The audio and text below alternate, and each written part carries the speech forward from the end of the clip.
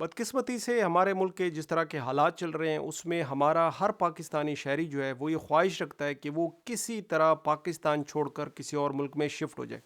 अब जब आप ये फैसला कर रहे होते हैं कि आपने किसी मुल्क में जाना है तो उस मुल्क में जाने से पहले आपको बड़ा वाज़े तौर पर पता होना चाहिए कि वहाँ पर आप हर महीने कितने पैसे कमाएंगे। लेकिन इसके साथ साथ आपको ये बड़ा क्लियरली पता होना चाहिए कि उस मुल्क में हर महीने रहने के लिए आपको ख़र्चा कितना आएगा।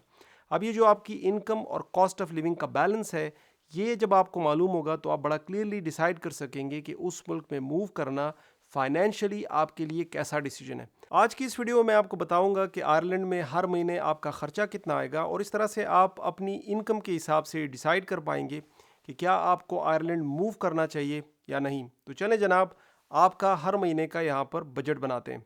आप जब आयरलैंड के अंदर अपना हर महीने का बजट बनाएंगे तो जो चीज़ सबसे ज़्यादा आपकी जेब के ऊपर हर महीने भारी साबित होगी वो है आपकी हाउसिंग कॉस्ट। यहाँ पर आयरलैंड के अंदर बहुत ज़्यादा आपको रेंट पे करना पड़ता है। उसकी वजह ये है कि यहाँ पर आबादी ज़्यादा है और जो किराए या रेंट के लिए घर या अपार्टमेंट अवेलेबल हैं वो बहुत थोड़े हैं। आज से कोई 10-15 साल पहले इनकी जो यहाँ पर रियल एस्टेट इंडस्ट्री है वो कोलैप्स कर गई और नए घर बनना बंद हो गए और इस तरह से आबादी बढ़ती गई और ये जो क्राइसिस है ये शिद्दत इख्तियार करता गया। फिर सोने पर सुहागा ये कि जब यहाँ सीरिया वॉर हुई, अफ़गान वॉर हुई और अब जो रशिया और यूक्रेन वॉर चल रही है तो बहुत सारे वॉर रिफ्यूजीज़ आयरलैंड के अंदर आ गए और इस तरह जो ये हाउसिंग क्राइसिस है ये मज़ीद शिद्दत इख्तियार कर गया। पहले तो आप जब कोई घर या अपार्टमेंट किराए के लिए ढूंढने निकलेंगे आपको मिलेगा नहीं, और अगर आपको मिलेगा भी तो आपसे एक बहुत बड़ी अमाउंट आपसे डिमांड की जाएगी। कि आज की तारीख में जो 2 बेड अपार्टमेंट्स इस वक्त डबलिन में अवेलेबल हैं उनका रेंट आपको नज़र आ रहा है इस तस्वीर में, और आप अंदाज़ा लगाएं इसको अगर आप पाकिस्तानी रुपए में कन्वर्ट करें तो ये एक बहुत बड़ी अमाउंट बनती है जो आपको हर महीने यहाँ पर पे करनी पड़ती है। आयरलैंड में जो आपको हर महीने रेंट पे करना पड़ता है वो 1000 से लेकर 2500 तक हो सकता है और ये डिफरेंट फैक्टर्स पे डिपेंड करता है। अगर आप बड़े शहर में रहेंगे तो ज़्यादा रेंट देना पड़ेगा, छोटे शहरों में थोड़ा सा कम होता है। और फिर इसी तरह छोटा घर है कि बड़ा घर है, शहर के बीच में या शहर से बाहर है, तो ये डिफरेंट फैक्टर्स पर डिपेंड करता है। दूसरी चीज़ जो आपकी हाउसिंग में आ जाती है वो आपका हर महीने बिजली या गैस का बिल है। अब यहाँ पर आयरलैंड के अंदर पाकिस्तान की तरह वो लग्जरी गैस की नहीं है कि यहाँ पर आपके पाइप के अंदर गैस आए घर के अंदर। यहाँ पर अगर आपके घर के अंदर कुकिंग हो या घरों को गर्म करने का सिस्टम हो तो वो सारे का सारा ज़्यादातर बिजली के ऊपर चलता है। बिजली की जो यहाँ पर कॉस्ट है वो बहुत ज़्यादा है और ख़ास तौर पर कोविड क्राइसिस के बाद यहाँ पर बिजली की कॉस्ट बहुत ज़्यादा हो गई और आपको हर महीने ऑन एवरेज 200 से लेकर 400-600 तक भी आपको बिजली का बिल देना पड़ सकता है। और ये ज़ाहिर है फ्लक्चुएट करता है, सर्दियों में ज़्यादा बिल देना पड़ता है, गर्मियों में कम बिल देना पड़ता है। कुछ यहाँ पर ऐसे घर होते हैं जो इंश्योर्ड होते हैं गैस के सिलेंडर यूज़ करने के लिए, तो अगर आपको आपका लैंडलॉर्ड इजाज़त दे दे कि आप कुकिंग जो है वो आप गैस सिलेंडर पर कर लें तो फिर आपकी जो थोड़ी सी बिजली के बिल होते हैं वो थोड़े से कम हो जाते हैं, लेकिन वो भी हर घर के अंदर इजाज़त नहीं होती। आपके घर का जो कचरा होगा वो वेस्ट मैनेजमेंट वाले लेकर जाएंगे और वो आपको एक बिन प्रोवाइड करेंगे। इस बिन के आपको हर महीने पैसे देने पड़ते हैं, तकरीबन 30 to 50 यूरो आपको देने होते हैं। अगर आप अपने घर में इंटरनेट लगवाते हैं तो आपको जो मिनिमम पैकेज यहाँ पर इंटरनेट का मिलता है वो 50 यूरो पर मंथ का मिलता है। और इसी तरह अगर आप मोबाइल की सिम लेते हैं या मोबाइल का पैकेज करवाते हैं तो वो तकरीबन 15 to 30 यूरो तक चला जाता है। किसी भी घर की तरह आपका हर महीने जो यहाँ पर दूसरा बड़ा मेन खर्चा होगा वो है आपकी ग्रॉसरी। अब आयरलैंड के अंदर बहुत ज़बरदस्त क्वालिटी का लाइव स्टॉक प्रोड्यूस भी होता है और एक्सपोर्ट भी होता है। यहाँ पर आपको ज़बरदस्त क्वालिटी का बीफ मिल जाता है, लैम मिल जाता है, ज़बरदस्त आपको पोल्ट्री प्रोडक्ट्स मिल जाती हैं।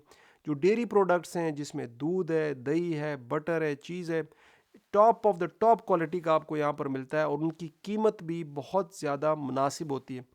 लेकिन मुसीबत यह है कि यहाँ पर बाकी जो हमारी दीगर घरों के अंदर रोज़मर्रा की इस्तेमाल की चीज़ें हैं वो अक्सर चीज़ें यहाँ पर इंपोर्ट की जाती हैं। यहाँ पर आप सब्जियों की कीमतें देख लें, फलों की कीमतें देख लें या बाकी जो हमारे घरों के अंदर दीगर इस्तेमाल की चीज़ें होती हैं वो बहुत ज़्यादा होती हैं। ग्रॉसरी के ऊपर आपके आयरलैंड में on average 400 euro per month लग जाते हैं और ये ज़्यादा भी हो सकते हैं अगर आपका बहुत लेविश लाइफस्टाइल हो या आप घर के अंदर बहुत ज़्यादा दावतें करते हो। अगर आप यहाँ पर ट्रांसपोर्ट के लिए अपनी गाड़ी का इस्तेमाल करेंगे तो हर महीने आपके 100 to 150 यूरो तक फ्यूल की मद में लग जाते हैं और ये ज़्यादा भी हो सकते हैं अगर आप मेरी तरह बहुत ज़्यादा ट्रैवल करते हैं। आयरलैंड में जब आप रहना शुरू करेंगे तो यहाँ पर कुछ ऐसे खर्चे हैं जो साल में आपने एक दफ़ा लाजमी पे करने होंगे। इन खर्चों के अंदर सर फहरिस्त खर्चा आपकी गाड़ी की इंश्योरेंस है। आयरलैंड के अंदर आप कोई भी गाड़ी बगैर इंश्योरेंस के रोड पर नहीं ला सकते, ये एक क्राइम है। यहाँ पर शुरू में आपकी जो गाड़ी की मिनिमम भी इंश्योरेंस होगी वो 2000 यूरो पर ईयर होगी, और ये अगर आप फिर एक्सीडेंट नहीं करते तो ये हर साल आपकी इंश्योरेंस कम होती जाएगी।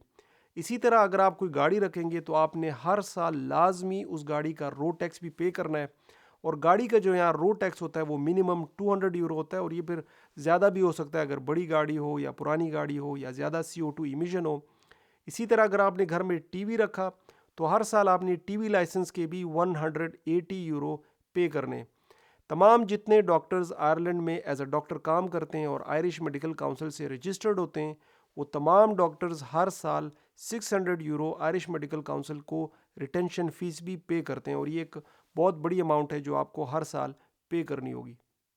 देखिए, कुछ ऐसे खर्चे होते हैं जो बहुत ज़्यादा पर्सन टू पर्सन वैरी करते हैं। अब कुछ लोगों को ड्रेसिंग का शौक़ होता है, वो बहुत ज़्यादा ब्रांडेड कपड़े पहनते हैं, जूते ख़रीदते हैं, घड़ियाँ ख़रीदते हैं। इसी तरह कुछ लोगों को होटलिंग का शौक़ होता है, हर दूसरे दिन बाहर जाकर होटलों पर खाना खाते हैं जो कि बहुत ज़्यादा एक्सपेंसिव है यहाँ पर।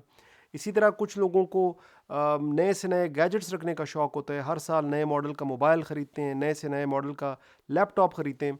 कुछ लोगों को ट्रैवलिंग का शौक़ होता है, पहले यहाँ पर आयरलैंड के अंदर लोकली बहुत सारी ट्रैवलिंग करते हैं, हर काउंटी को एक्सप्लोर करते हैं, होटलों पे स्टे करते हैं, और फिर जब आयरलैंड सारा देख लेते हैं फिर कहते हैं जनाब अब यहाँ पर आ ही गए हैं तो सारा यूरोप देख कर ही मरेंगे, तो यूरोप की तमाम कंट्रीज़ को एक्सप्लोर करते हैं। तो ये जो खर्चे हैं ये मैं आपके ऊपर छोड़ देता हूँ, आपको क्या चीज़ पसंद है और आप इन चीज़ों के ऊपर साल में कितना खर्चा करेंगे, तो आप ख़ुद से ये डिसाइड करके इसमें ऐड कर सकते हैं। कुछ हमारे पाकिस्तानी डॉक्टर्स जो यहाँ पर आते हैं वो शेयर्ड अपार्टमेंट में रहते हैं, गाड़ी नहीं ख़रीदते, नए कपड़े नहीं ख़रीदते, होटलिंग नहीं करते, ट्रैवल नहीं करते, और लिटरली आप जब इनको अस्पताल में देखते हैं आपको ऐसा लगता है कि दुबई में कोई पाकिस्तान से टैक्सी चलाने आया हुआ है। नो डाउट ये लोग बहुत सारे पैसे बचा पाते हैं, लेकिन मैं इस तरह के एटीट्यूड को कभी भी रेकमेंड नहीं करता, और मैं समझता हूँ कि आपको कभी भी अपने क्वालिटी ऑफ लाइफ के ऊपर कभी भी कॉम्प्रोमाइज़ नहीं करना चाहिए। आखिर में मैं आपको ये बता दूं कि 2022 में और अब फिर दोबारा 2023 में बहुत सारे सर्वेज ने साबित किया कि तमाम यूरोपीय ममालिक में से सबसे ज़्यादा जो कॉस्ट ऑफ लिविंग है वो यहाँ पर आयरलैंड के अंदर है। लेकिन इसके बावजूद मैं आपको ये बता दूं कि आयरलैंड के अंदर एज अ डॉक्टर जो आपको तनख्वाह मिलेगी वो इतनी ज़बरदस्त है जिसमें आप बेहतरीन एक घर या अपार्टमेंट रेंट पर ले सकते हैं, एक ज़बरदस्त गाड़ी चला सकते हैं, ट्रैवल कर सकते हैं, होटलिंग कर सकते हैं, और इस तमाम के बावजूद आप बहुत सारे पैसे भी बचा पाएंगे। उम्मीद है आज की इस वीडियो से आपको आयरलैंड के अंदर अपने माहाना बजट की समझ आ गई होगी। अपना और अपने घर वालों का ख्याल रखिए। मिलते हैं आपके साथ अगली वीडियो में। अल्लाह हाफिज़।